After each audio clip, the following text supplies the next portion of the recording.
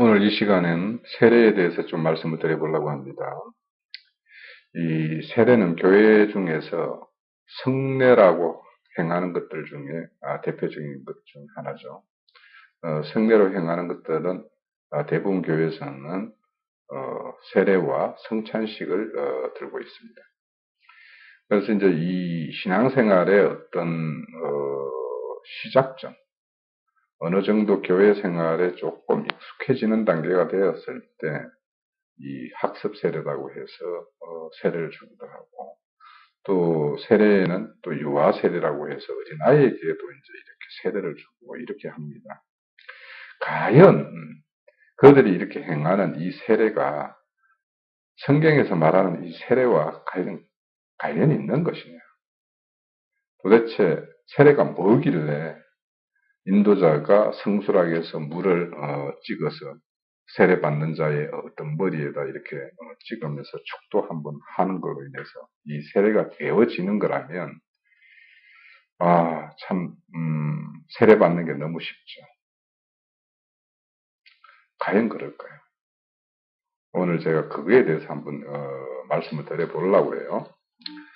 또 이 성찬식은 오늘 주제는 아니지만, 이 성찬식 같은 경우도 어떤 교회에서는 이 성찬식이 우리의 어떤 믿는 자들이 축복을 받는 가장 큰 통로라고 생각을 합니다.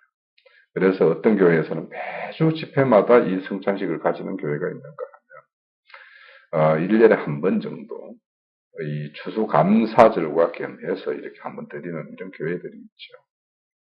그러면 이런 교회가 있는가 하면 저희들 교회와 같은 경우에는 이런 세례나 성찬식 같은 외형적이고 의례적인 이런 어떤 그 모양을 드러내는 이런 어떤 행사는 하고 있지 않죠. 그러면 과연 저희들이 그러면 잘못된 것이냐 한번 생각을 해봅시다. 자, 이 주제를 가지고 그러면 무엇이 잘못되었고 어떤 것이 옳은 것인지, 또 앞으로 우리는 세례와 어떤 성찬식을 어떤 내용으로 이해해야 되는 건지를 앞으로 몇 시간 좀 나눠보려고 해요. 우선 이제 그 세례에 대해서 한번 말씀을 드려볼게요. 우리가 지금 주중 집회 시간에 이 마태복음을 이렇게 하면서 세례 요한의 요단강에서의 어떤 행하는 어떤 그런 침례에 대해서 지금 말씀 증거가 있었어요. 그래서 이제 거기에 연장선에서 제가 이해하고 있는 이 세례에 대해서 한번 설명을 드려보려고 해요.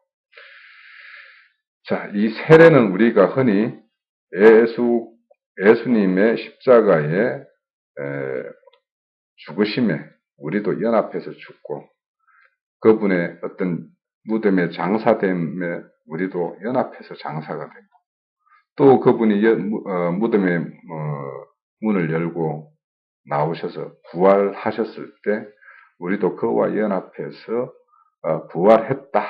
이것이 세례다라고 로마서 6장에서 설명을 하고 있고 골로새서 2장에서도 설명하고 있어요. 자, 이렇게 세례라는 것은 죽고 장사되고 부활하는 것인데, 이것이 그러면 우리가 죽고 장사되고 부활 이렇게 이해하면 되는 것이냐? 그것도 이제 한번 좀 더 세밀한 내용을 한번 말씀을 드려보고자 하는 것이 오늘 이제 이 시간을 갖는 목적이에요.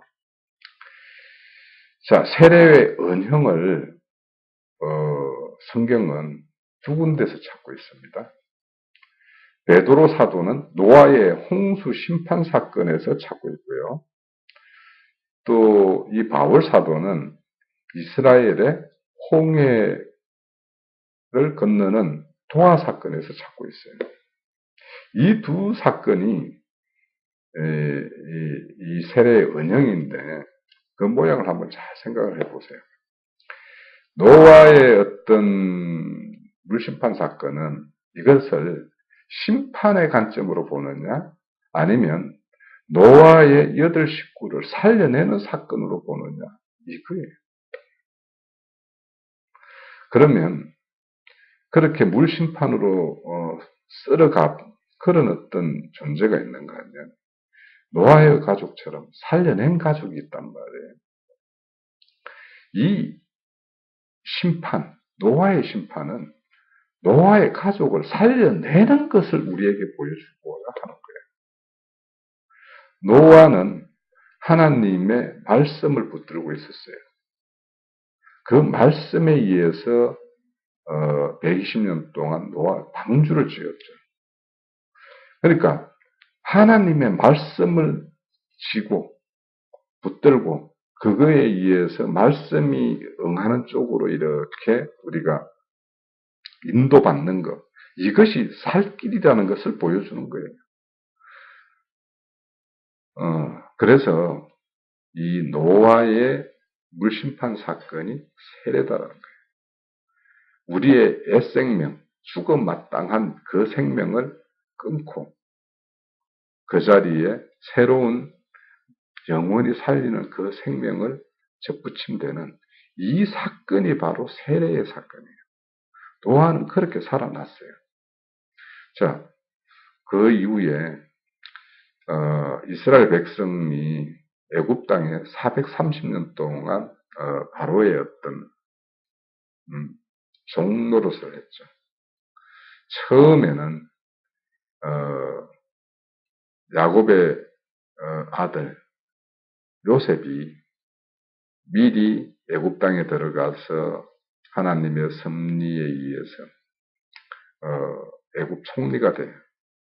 그래서 기근이 들었을 때 자기 형제들, 부모 형제들을 다 양식을 공급하는 공급자로서의 어떤 역할을 수행할 수 있도록 하나님이 미리 요셉을 그렇게 예비했었던 것이죠. 그런 야곱의 12아들이 요셉의 어떤 그런 공로를 알지 못하는 바로의 그 후대들이, 왕들이 이제 이스라엘 백성 12지파를 애굽 땅에서 이제 종으로서 이제 핍박하는 그런 어떤 세월을 가지게 되는 것이죠. 그래서 그들을 때가 참에 하나님께서 이제 모세를 통해서 이제 그들을 이제 이렇게 인도해냅니다. 그래서 인도해내는데 그들이 이제 바로의 어떤 군대의 추적을 받으면서 그들이 홍해 바다 앞에 딱 서게 돼요. 그때 모세의 어떤 하나님의 어떤 능력이 임해서 그 홍해를 가르고 이스라엘 백성들이 홍해를 가르고 거기를 이제 도하를 하게 되는 거죠. 자, 이것을 바울은 왜 이것을 세례의 원형으로 삼았는가? 이거 잘 생각을 해봐야 돼요. 이스라엘 백성이 이 홍해를 맞이했을 때 모세의 어떤 능력, 지팡이의 능력이면서 홍해 가릅니다. 바다를 갈라요. 갈라서 이제 이스라엘 백성이 들어가는데 이 바로의 군대, 즉 애굽 땅에서 이렇게 보면 그들은 이 홍해 바다 속에 이 잠수되어서 사라지는 이런 존재로 보이는 거예요. 그런데 그 반대편, 애굽의 반대편에서 이렇게 보면 이스라엘 백성들이 꾸물꾸물 바다 속에서 이렇게 꾸물꾸물 살아서 이렇게 기어 올라오는 모양이에요. 이것이 바로 세례라는 거예요. 인간 측면에서 보면 우리 그리스도를 믿는 그리스도인들의 삶의 형태가 이와 같이 보이는 거예요. 세상 관점에서 보면 그리스도인의 어떤 삶의 어떤 그런 형태는 너무도 보잘것없고 뭐 인생을 저렇게 사나? 저게 행복일 수 있나? 이렇게 충분히 그들의 눈에 의해 보면은 이 그리스도인의 어떤 삶이라는 것은 사라지는 것 같이 뭔가 비실비실한 어떤 그런 인생으로 보이는 거예요. 그런데 이것을 하나님의 눈으로 딱 보면 그들이 옛생명을 벗고 새 생명을 덧입혀서 참 생명으로 이렇게 꾸물꾸물 살아나는 것 같은 이런 걸로 보이는 거예요. 바로 이것이 세례라는 거예요. 우리의 어떤 믿음 신앙 여정이 세상에서도 빛과 번쩍하고 하나님 앞에서도 빛과 번쩍하고 이럴 수가 없다는 거예요.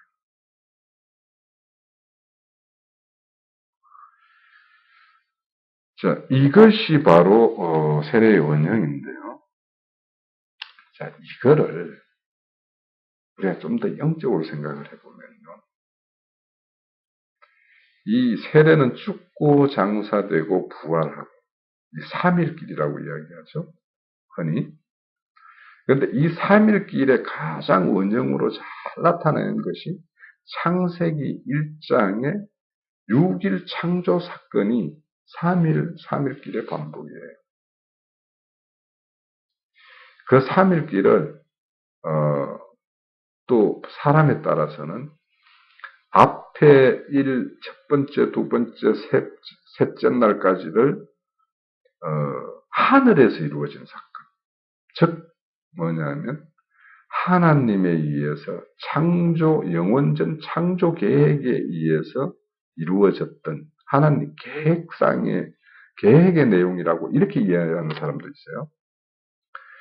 또 나머지 이제 넷째 날부터 여섯째 날까지는 그 3일의 영원전 창조 계획이 역사상에 펼쳐지는 거예요. 그래서 넷째 날부터 뭐냐면 이 땅에서 이 역사 속에서 그리스도인의 생명이 이렇게 단계적으로 이렇게 변화되는 이 과정을 그리고 있다라는 거예요.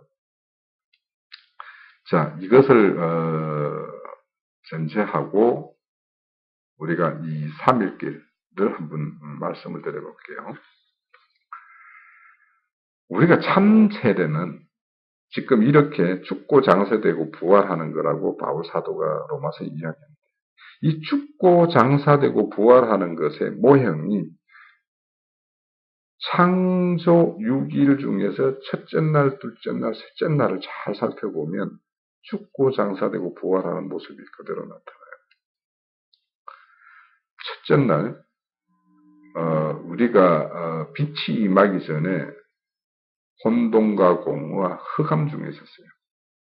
이 혼돈과 공허와 흑암 중에 있는 것은 뭐냐면 세상 사람들의 심령 상태가 바로 그러합니다.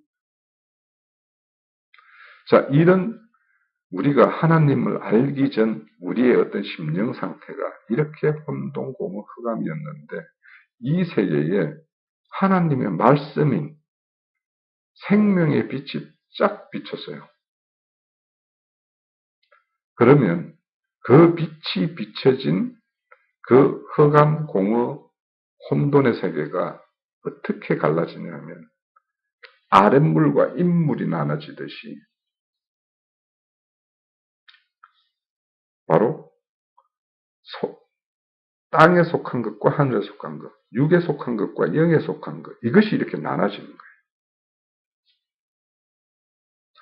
바로 윗물과 아랫물이 나누어져서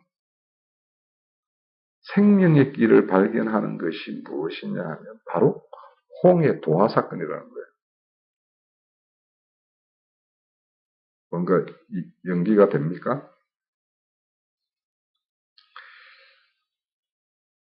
우리가 신앙생활을 하려면 말씀 없이 신앙생활을 하는 이런 교인들 참 많이 있습니다. 그들은 이 신앙생활을 하는 것이 아니라 종교 행위를 하고 있는 거예요. 그래서 내가 그들에게는 이제 주일이라고 하죠. 일요일 날 교회에 가서 뭔가 예배를 드려주면 나의 정성을 받아서 하나님이 저희들에게 축복을 내려주는 이는 종교적 행위에 묶여있는 이런 신앙생활을 합니다. 그런데 참 신앙이라는 것은 말씀의 빛이 임해서 내 안에서 내가 혼돈되어 있는 즉 땅의 것이 무엇이고 하늘의 것이 무엇인지 전혀 분간도 못하고 또 거기에는 참 생명이 없는 그런 공허한 상황 그 속에 빛이 임해서 이제는 하늘의 것과 땅의 것이 이렇게 나누어지고 육의 것과 영의 것이 이렇게 나누어져서 내가 무엇이 생명이고 무엇이 사망인지 무엇이 어둠이고 무엇이 빛인지 이것을 알게 되는 이 상황이 바로 홍해의 사건을 갖다라는 거예요. 거기서부터 바로 그것이 되어야지만이 우리가 강야 같은 어떤 신앙생활이라도 할 수 있는 거예요. 그러니까 심하게 말하면 이것이 안 돼 있는 땅과 하늘이 나눠져 있지 않은 육에 속한 말과 영에 속한 말이 구분이 안 되는 이런 사람들은 강야 신앙생활도 못하고 있는 거예요. 그들은 우리가 흔히 알고 있는 종교 행위를 하고 있는 거예요. 자, 이 홍해의 사건 이것이 바로 세례의 어떤 참모습이에요. 그러면 우리가 주님이 장사되어 있을 때 그 첫째 날에 빛이 와서 어둠을 죽이죠.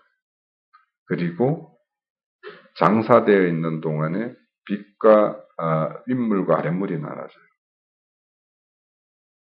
그런데 이제 셋째 날에 보면 땅의 바다가 물이 한쪽으로 모여서 묻이 드러나요. 그 묻에 씨 맺는 채소와 씨 맺는 나무가 자라서 이렇게 나타나요. 이것이 바로 이제 생명, 어린 풀과 같은 생명, 나무와 같은 생명, 이런 식물과 같은 이런 생명들이 우리 속에서 이제 이렇게 자라나는 거예요. 그런데 이제 이것이 말씀의 세계를 더 추구하고 자라가면서 이게 땅에 있는 어떤 역사 속에서 이제 하나님이 그 만물에 하나님의 뜻이 깃들어 있다고 그러잖아요. 그 만물 속에서 하나님이 우리에게 말씀하시는 그 뜻들을 발견을 하게 돼요. 밝은 강명처럼 또 달과 같은 강명처럼 별과 같은 어떤 그런 강명체처럼 하나님의 뜻을 조금씩 이렇게 밝혀가는 거예요.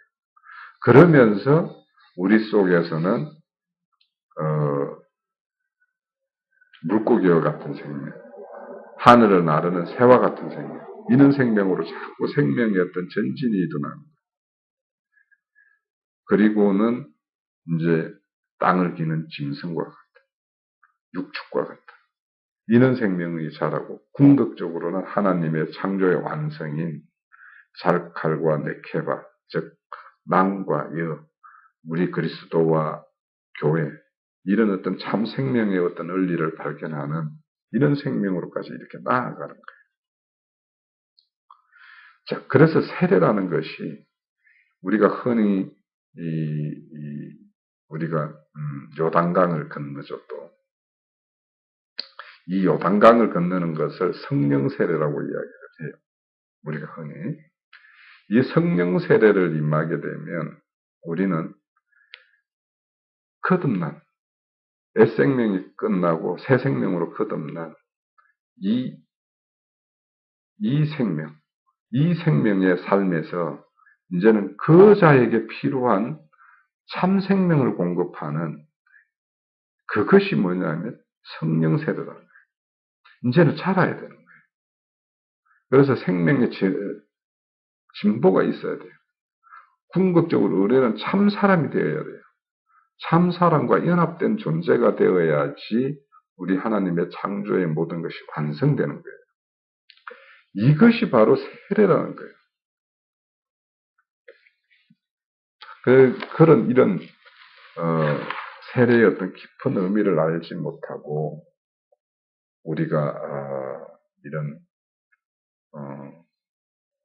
성수라 해서 인도자가 세례 받는 자의 머리에 이렇게 물을 찍어 바름으로 인해서 세례가 이렇게 완성된 것처럼 이렇게 이해한다라는 것은 성경이 말하고 있는 이 세례의 어떤 깊은 의미를 너무도 왜곡시키는 것이죠.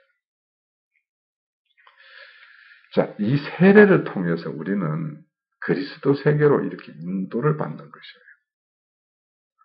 즉, 하늘의 물과 땅의 물, 하늘의 말씀과 땅의 말. 이것이 구분되고, 그래서 우리가 하늘의 말씀과 영에 속한 말, 이 세계에 우리 스스로가 이제 이렇게 사모하고, 그것을 추구해가고, 이것이 바로 천국을 침노하는 거예요.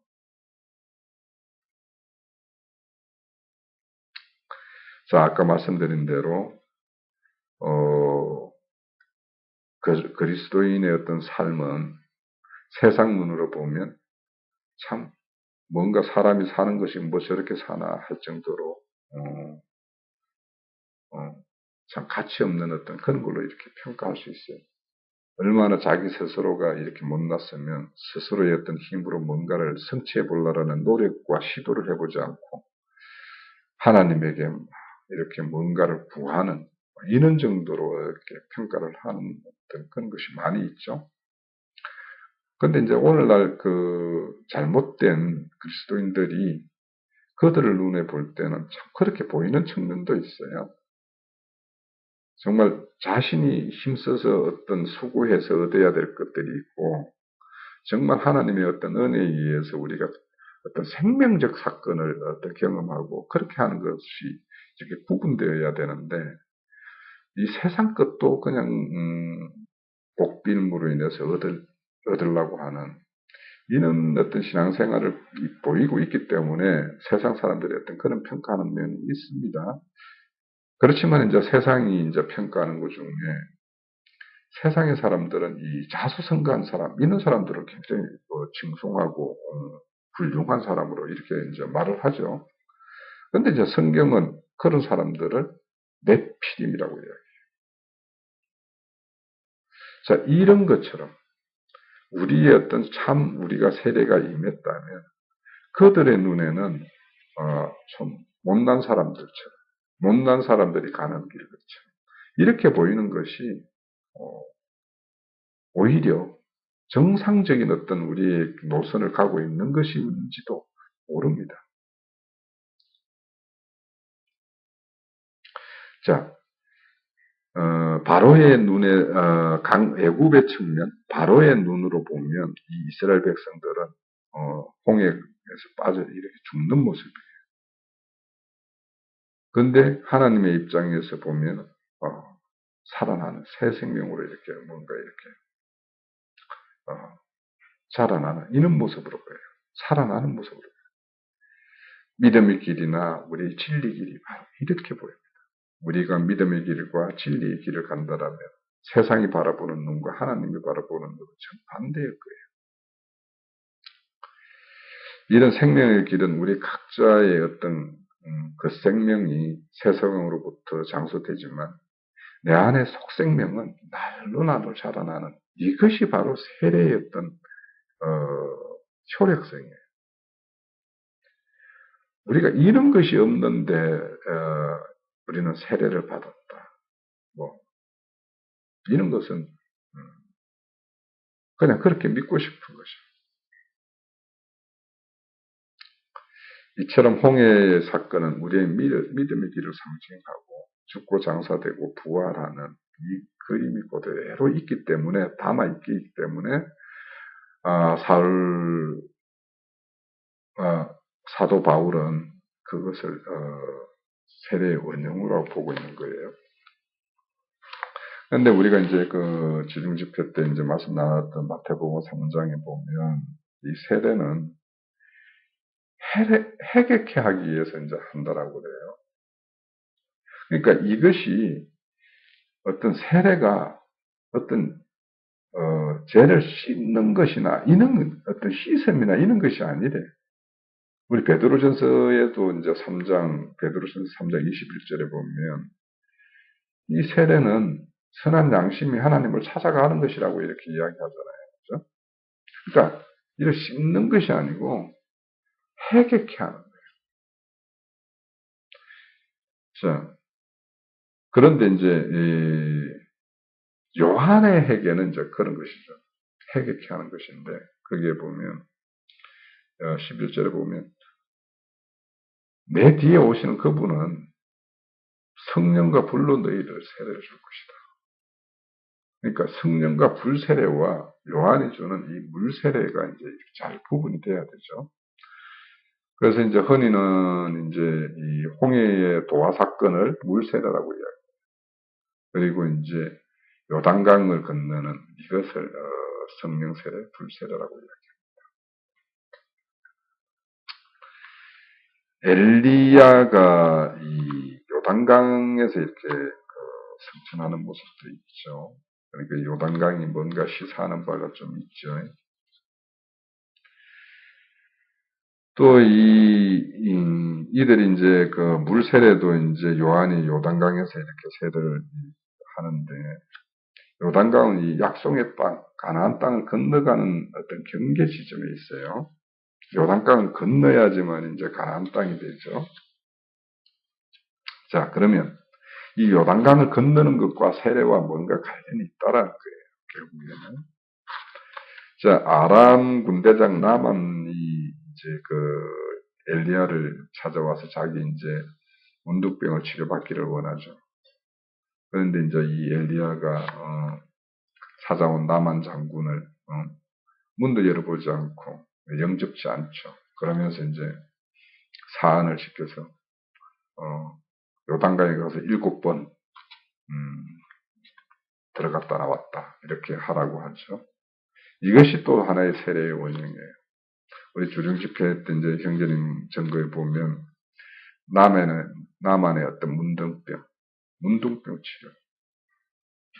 자, 우리 문둥병이 시사하는 거는 우리 영적으로 많은 우리는 잘 알고 있는데, 이 문둥병은 영적으로 자기도 모르게 죽어가는 거. 자기도 모르게 병들어서 이렇게 썩어가는 거. 이거는 뭐냐면 잘못된 말씀, 잘못된 진리가 아닌 거짓된 말씀을 들음으로 인해서 그거에 의해서 인치짐으로 인해서 문둥병이 이제 발하는 것이죠. 그래서 이런 것들이 나만 장군의 어떤 문둥병 치료가 바로 세례의 어떤 원형으로 또 이제 이렇게 설명을 하고 있어요. 참 합당한 거라고 생각이 듭니다. 자, 이런 세례는 홍해를 건너야 하고 요단강을 건너야 하는 이는 일을 누가 합니까? 우리 인간의 능력으로 하나요? 이것은 순전히 하나님의 능력과 하나님의 노력에 의해서 이루어지는 일들이에요. 그래서 이 세례라는 것은 바로 하나님이 우리에게 세례하심으로 인해서 이렇게 이루어지는 것이지, 뭔가 이런 어떤 물에 뭔가 물이 거룩한 물이 있고 그렇지 못한 물이 있는 것처럼 그렇게 해서 뭐 어느 교파에서는 요단강 물을 이까지 한국까지 공수해서 뭐 그렇게 이렇게 한다라는 어떤 그런 것도 이제 이번 집회 중에 어떤 말씀이 있었는데, 참 그런 거 보면 인간의 어떤 종교심, 또 이 종교심은 참 인간의 어떤 무지에서 나오는 것이죠.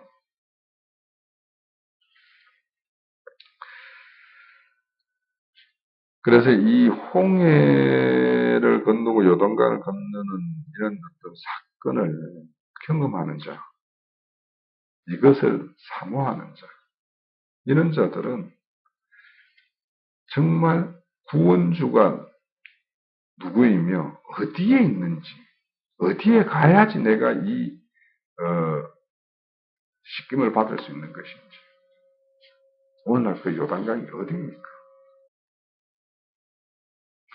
세례 요한이 베풀었던 그 요단강이 어디입니까? 바로 말씀의 집이요 기도의 집이 교회에 와서 교회 생활을 해야지만이 이 문둥병이 치료받는 것이에요.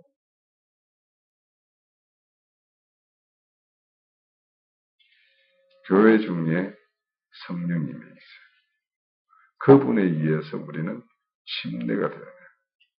그분의 말씀의 세계에 우리는 잠겨야 돼요. 그래서 이 말씀에 우리가 물들어야 돼요. 이것이 바로 세례예요.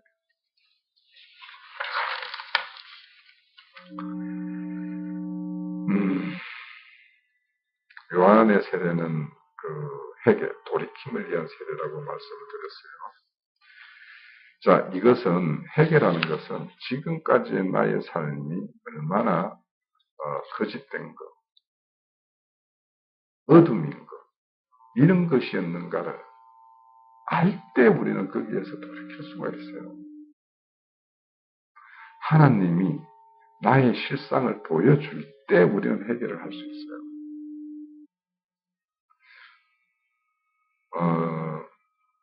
미디어 집회에서 베드로의 회개와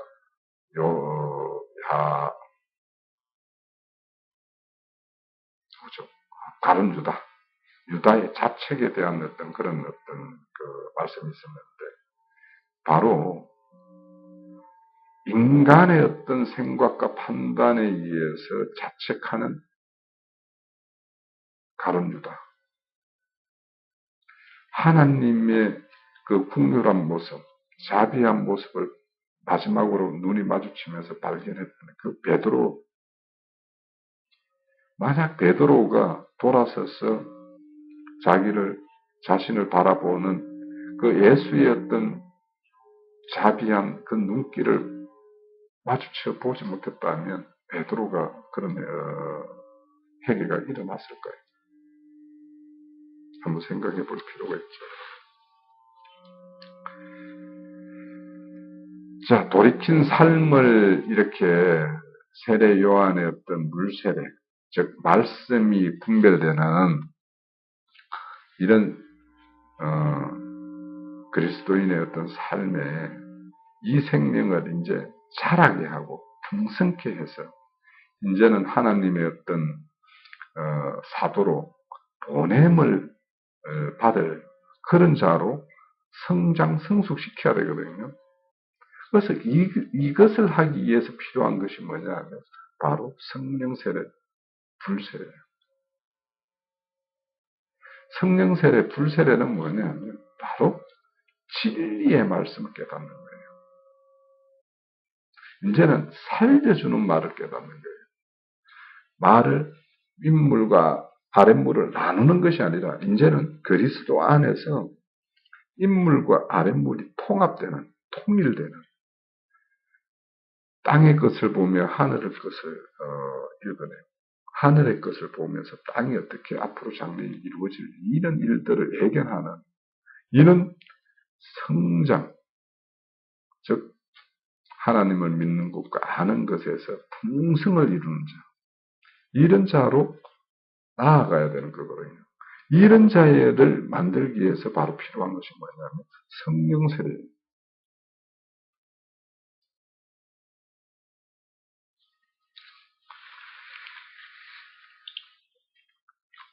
자, 오늘 이 세례에 대해서 말씀을 계속 이어갈 내용이 참 많습니다. 그래서 오늘 첫 번째 시간은 여기에서 좀 하고 중단을 하고 또 이어가도록 하겠습니다.